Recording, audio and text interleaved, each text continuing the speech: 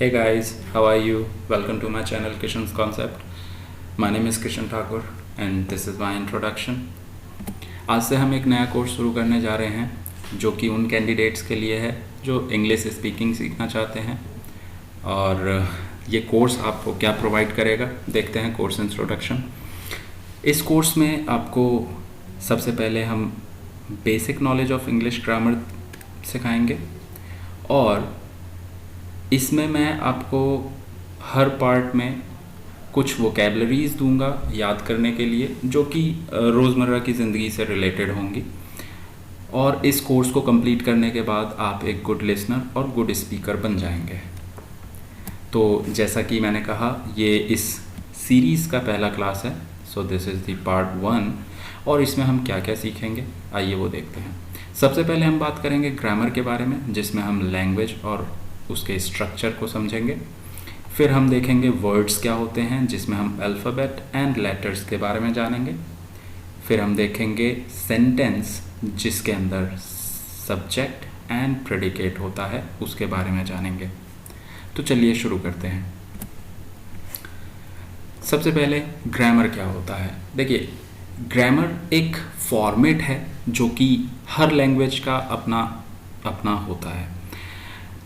So, as its definition says, it is a format by which we can read and write any language properly and can conversate with others in any particular language. Okay? तो grammar जो है एक basic structure देता है हमारे conversation को। ठीक है, तो चलिए अब देखते हैं वर्ड्स क्या होते हैं। देखिए, वर्ड्स को समझने के लिए सबसे पहले हमें समझना पड़ेगा लेटर्स क्या होते हैं।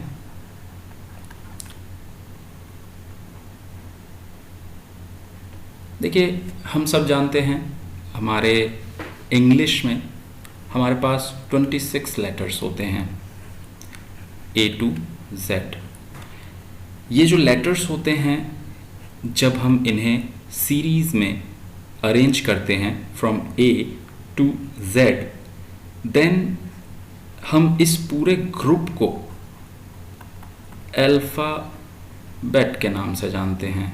अल्फ़ाबेट, काफ़ी लोग इसे अल्फ़ाबेट्स बोलते हैं, जो कि बिल्कुल गलत है बोलना, because alphabet is a name of group which consist 26 letters from A to Z।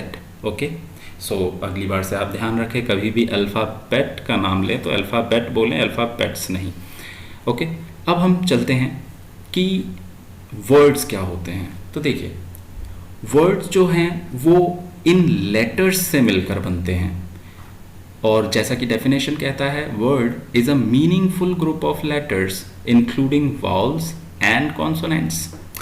हमारे पास जो A से Z तक लेटर्स होते हैं, उसमें हमारे पास 5 वाउल्स होते हैं, जो कि आप सबको पता होगा, A, E, I, O and U। Okay, और except these 5 vowels, rest of the letters are consonants।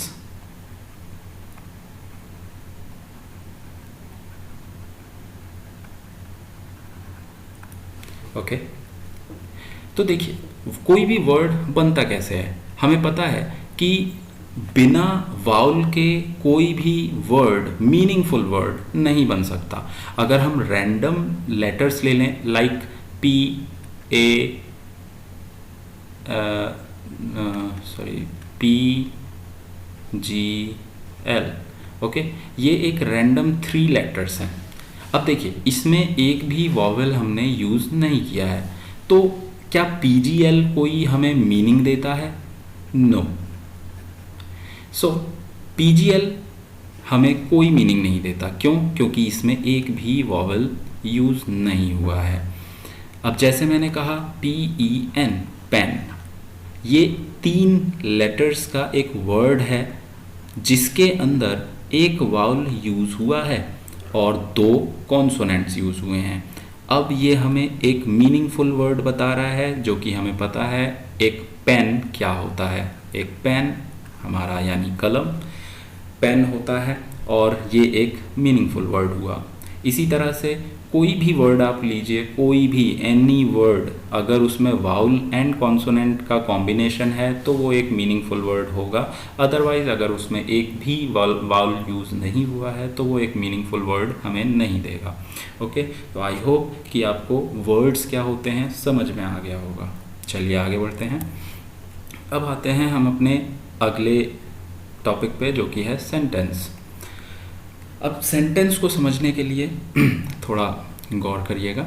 Sentence is a meaningful group of words, क्या कहा हमने, group of words arranged according to the structure of grammar of specific language. तो देखिए, हमने अभी words के बारे में समझा था। वर्ड्स जो थे वो लेटर्स से मिलकर बने थे, ठीक है, वर्ड्स जो बने थे वो लेटर्स से मिलकर बने थे। अब हम बात कर रहे हैं सेंटेंस की, और सेंटेंस जो होते हैं वो वर्ड्स से मिलकर बनते हैं, ठीक है। जब डिफरेंट वर्ड्स एक दूसरे के साथ ग्रामेटिकल स्ट्रक्चर के अकॉर्डिंग जुड़ते हैं तब जाकर वो एक सेंटेंस का फॉर्मेशन करते हैं, ठीक है। अब ये जो सेंटेंस होता है, इस सेंटेंस के अंदर भी दो चीज़ें पाई जाती हैं। पहला है सब्जेक्ट एंड दूसरा प्रेडिकेट। देखिए, ये सब समझना हमारे लिए ज़रूरी है फॉर स्पीकिंग इंग्लिश, क्योंकि ये एक बेसिक नॉलेज है, बेसिक कॉन्सेप्ट है ग्रामर का। इसको जब हम समझ जाएंगे तो आगे जो भी चीज़ हम पढ़ेंगे उसमें हमें पता चलेगा कि हम क्या पढ़ रहे हैं और किस चीज़ को कहाँ पर यूज़ करना है, ठीक है। तो सबसे पहले हम देखते हैं कि ये सब्जेक्ट क्या होता है। देखिए, अगर कोई भी हमारे पास सेंटेंस होता है तो उस सेंटेंस के अंदर कई सारे वर्ड्स यूज़ किए जाते हैं, ठीक है। अब उस वर्ड्स को मिलाकर एक सेंटेंस बनता है जिसके अंदर सब्जेक्ट भी होता है और प्रेडिकेट भी होता है। तो अब देखते हैं सब्जेक्ट और प्रेडिकेट होता क्या है।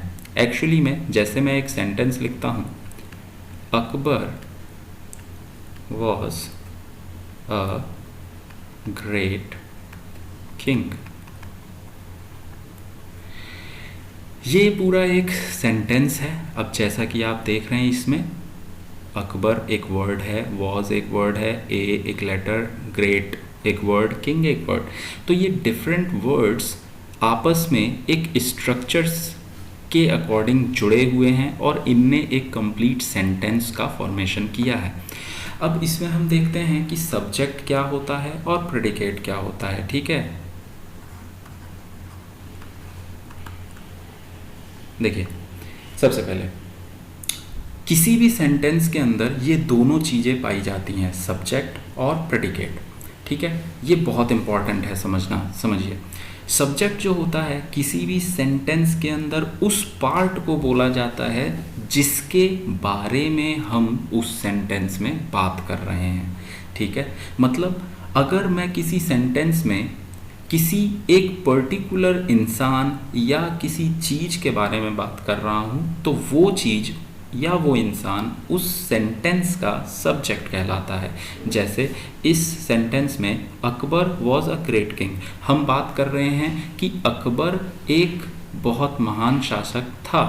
तो हम किसके बारे में बात कर रहे हैं? हम बात कर रहे हैं अकबर के बारे में। So this will be the subject of this sentence, okay. यानी हम सब्जेक्ट जो अकबर है उसके बारे में बात कर रहे हैं इस सेंटेंस में, यानी इस सेंटेंस का जो सब्जेक्ट है वो अकबर है। अब ये प्रेडिकेट क्या होता है इसको देखते हैं। प्रेडिकेट जो भी उस सब्जेक्ट के बारे में बात किया जा रहा है इस सेंटेंस में, वो सारी ही सारी चीज़ें क्या कहलाती हैं?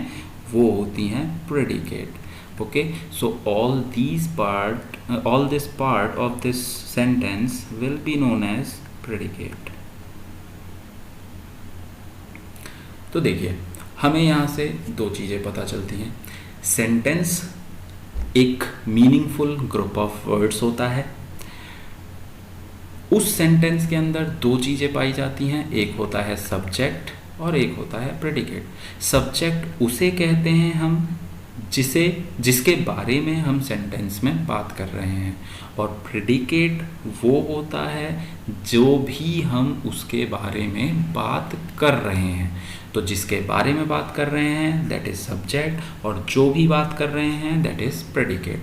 तो ये दो बहुत ही इम्पॉर्टेंट चीज़ें हैं इंग्लिश में, जो कि हमें किसी भी सेंटेंस में ये इंडिकेट करेंगी कि हम किसके बारे में बात कर रहे हैं और क्या बात कर रहे हैं। Okay, so this was all about the basic knowledge of English grammar. Thank you for all. और आप इस लेक्चर को लाइक करें, शेयर करें और सब्सक्राइब करें। हम मिलते हैं इस सीरीज़ के अगले पार्ट में, पार्ट 2, जिसमें हम स्टार्ट करेंगे वोकैबलरीज को लेकर, और फिर उसके बाद हम स्पोकन इंग्लिश के बारे में बात करेंगे। Thank you.